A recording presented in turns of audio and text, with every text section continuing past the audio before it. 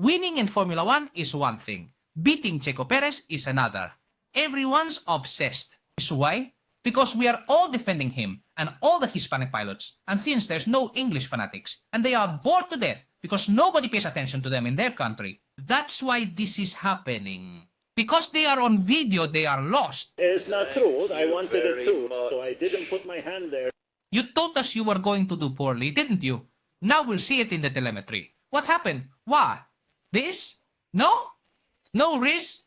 Take a look. I hate being so wrong about something, but it was my truth. It was my opinion. That's when you have in the show. What their expectations were because of the performance he had compared to Checo Pérez's car in the first. Who would have thought that his changes would be positive? Typical for a Formula 1 engineer. But that Checo's would be negative? No. That's why he was caught smiling. Because obviously neither he nor anyone else expected it. And even with that, he's been lucky, as we've explained on ABC Sports. Okay, so you have today's program uploaded here in the last video, the worst HUD build of the year.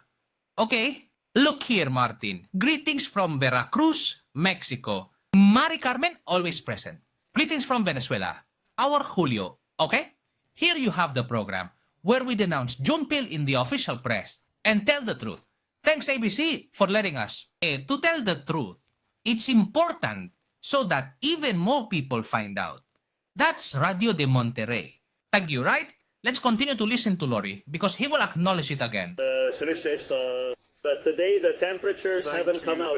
The temperature has dropped. The wind has dissipated. Yes, two things that are not visible from the outside, but I have stood out. Mariano, get going, get going. Two things you don't see from the outside. How do you feel inside the car? Thanks to the engineer who improved it with the setup change. Pushing almost the whole race. Yesterday I didn't feel I could push. I've been able to push the entire race. Yesterday I didn't feel like I could push. Wow, the adjustments that went bad for Checo worked out for Noril. And so we thought today was going to be a great day for me. But with those changes... Wow, but with those changes... If you like the video, give it a like and subscribe to our channel. And it worked. And with a first curve. Not like saying yesterday, I was first, I could have stopped being soft. No win. But from another day, when I was soft and went off the track, I was 7th at the first turn. 8th or 9th or 11th. I don't know, because I don't really care. Even if he wins, I won't point it out. But do you understand what's here?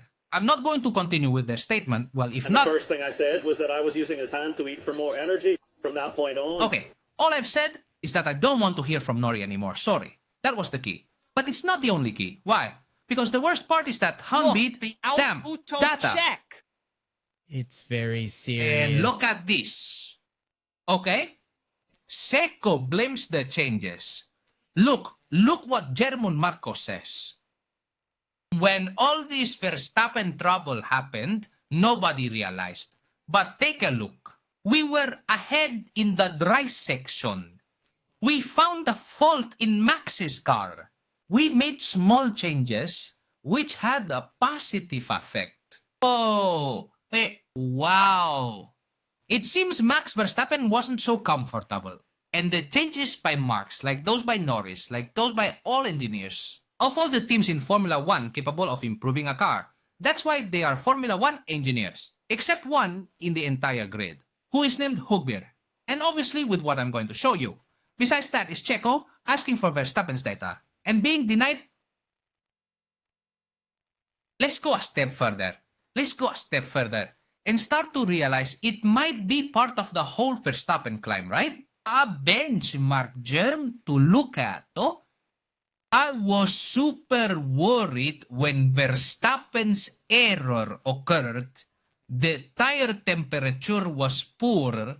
We had almost identical tire pressures in both cars. So you can see that both cars are going at full throttle. But the real data... They won't give it to Checo. And you'll see this in various statements. However, Checo's temperature was rising every lap and it was getting hot and it was raining. And that was good for him, right? He was also competitive and could have been ahead. Without his oversight, we already said that. He was pit stops, but Max test just didn't reach the temperature as you see. There was a mistake, right? there was a fault in Max's car, and it has been fixed with what I've just read to you. Okay? Is it still inexplicable to us that temperatures rose as they should for a car, but the opposite for more? Notice how, the moment Checo stands out a bit, it's attributed to the Verstappen clan at Red Bull. This, that, I don't know how much you see. But not just that, because this video is going to uncover everything. You always have the best, so why would you want to renew with Helmut Marko? Look what it says here. The two get along well and are relatively equal in their setups. And now, I'm going to show you how have they banned Checo Pérez from Verstappen's status. But on the other hand, it's good for renewal because it helps Verstappen by offering the same data. That is, from Checo's pit, his data indeed. They say banned. You're going to see Verstappen, he's good. The world is acknowledging it. Marko, but from Verstappen to Checo, no. And German Marko will acknowledge that too, for the statements to Sedmus TV. He says, of course, you always want to have the best people on the team. But with Checo's performance, and what's a very important factor, is that the vibe is good. They get along well, and are relatively equal in their setups, which of course makes all the technical work easier, because the data are more comparable. Do you see how it's clearly unfolding, how the data is absorbing it, Perez, now I'll show you the second part when they forbid it to Checo Pérez. So you'll be all caught up, right? So, at this moment, everything is in Checo's favor to renew. Why? Because they want him as a subject. That's why I put down here, Checo. Anything goes. Do you have one of these servants? I think it's not worth it, you know? The fact that he finished second here, it's nice and shows that I believe it's having its strongest season so far. And that, of course, is also very important for the future. See you next time. To show you what Helmut Marko's hidden agenda is regarding Checo Pérez, and now before showing you how to go straight up, doesn't give us the data. Prime F1 mentioned. Hulbert does not give the data. These are statements from German Marko that you're going to see. I'm going to show you the telemetry so everything becomes clear. Look, you can get a pretty clear idea. For example, by watching this part of the race. For example, I'm not going to show you the ending or the first, beginning. it's In the okay end, for Verstappen me, but isn't in being the pushed, end, a right? good This is an outcome. intertwined line. What does that mean, Alberto? It's about the times. If it You're flies welcome. Yes, from goodbye, Checo goodbye. Pérez and Verstappen's second race, because Alambia is a very good engineer. But as I've mentioned on ABC Sports, it seems he struggles a bit to get the hang of the car, right? That's why in the first races, Checo Pérez performs at a pace similar to Verstappen, like when it rains. Why? Because the car setup isn't as crucial anymore. It's just the most peak champion we've seen, right? And notice how they intertwine. Because there are laps where Checo Pérez is racing at 1 minute, 32.6 seconds, and Verstappen at 1 minute, 32.7 seconds. Very similar paces. We've lost this. When did we lose this? Well, we lost it, nothing more and nothing less than at the China Grand Prix, and also before in Japan and Australia. But here, take a look. Because the line on the print from Checo and Verstappen here, notice how it's quite similar in the first laps. Then Checo runs into problems, and Verstappen is already not anymore.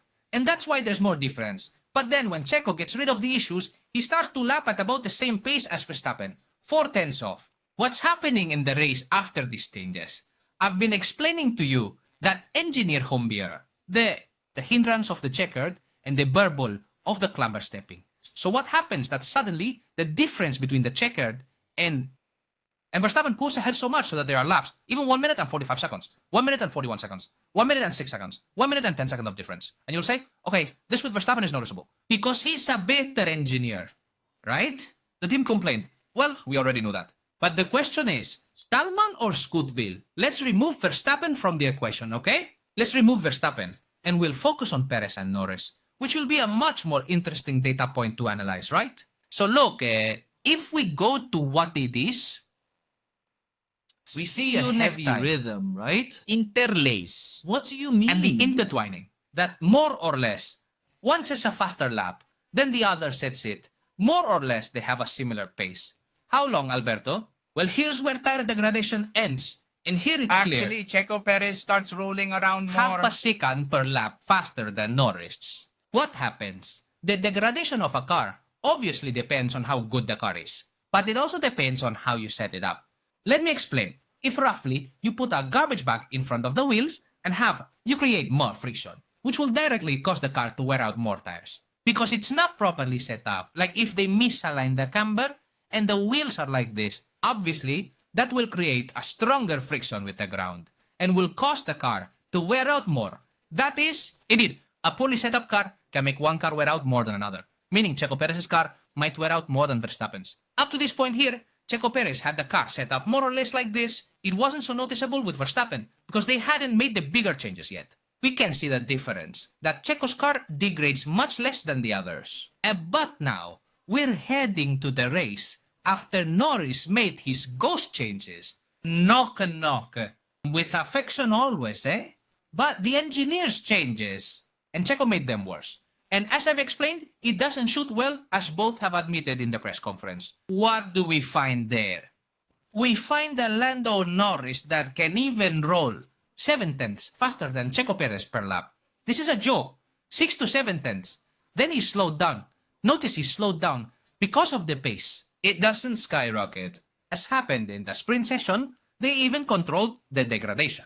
Thing is, when I check, notice that it directly cannot roll like Lando Norris.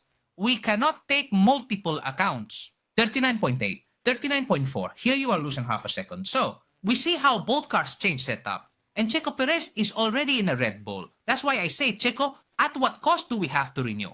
Because being in a Red Bull today, at least at the Chinese Grand Prix, I've shown with telemetry, statements, and the rules and everything there is. You're behind the McLaren. It doesn't matter if you have the Red Bull curtains, my son. Let's get to the bottom of this. But Thank you just very in much. case, let me show you the evidence of what has been said. This is Formula One madness And at see its you in prime. the next video. See you next Statements time. from both Helmut Marko and Christian Horner. With Christian Horner in Many the... people expected it. Christian Horner, I expected him to be a henchman, but many okay. did not. And now the race weekend. I would Agreed, inform agreed. you because people are realizing. But pay attention to everything I've taught you No. still. Pay attention to Horner's statements. How bad he is. Look. What do you say first? Helmut Marko. I have to highlight the Jupit, Perez's engineer. When I check, I ask what position Max's wing is in. The engineer answered, it doesn't matter what Max does. What do you need? A pause, and Perez accepted it, saying he needed more from Leron Delantero, and it was changed for him. Have you seen? How does Helmut Marko recognize that Hooper is a henchman? He doesn't give him the information he should. It's very bad on Red Bull's part to allow this. And for that reason, you're being acknowledged here by the moon marker. That's why they love Checo Pérez renewed, because they forbid the data, since his data is similar to the others. And like Maxi who gets help, they give it to him, but not to Checo. And Helmut Marko is happy with that. Up to that point, we could say it's very dirty. Playing dirty on Helmut Marko's part, but understandable. Time's up. And now it's madness. Because now comes directly what Christian Horner says on Sky Sports.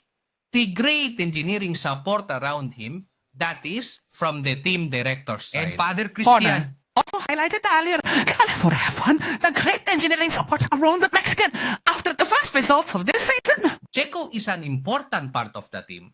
It's about working together, meaning everyone works for Master Staffen, and he has a lot of engineering support around him.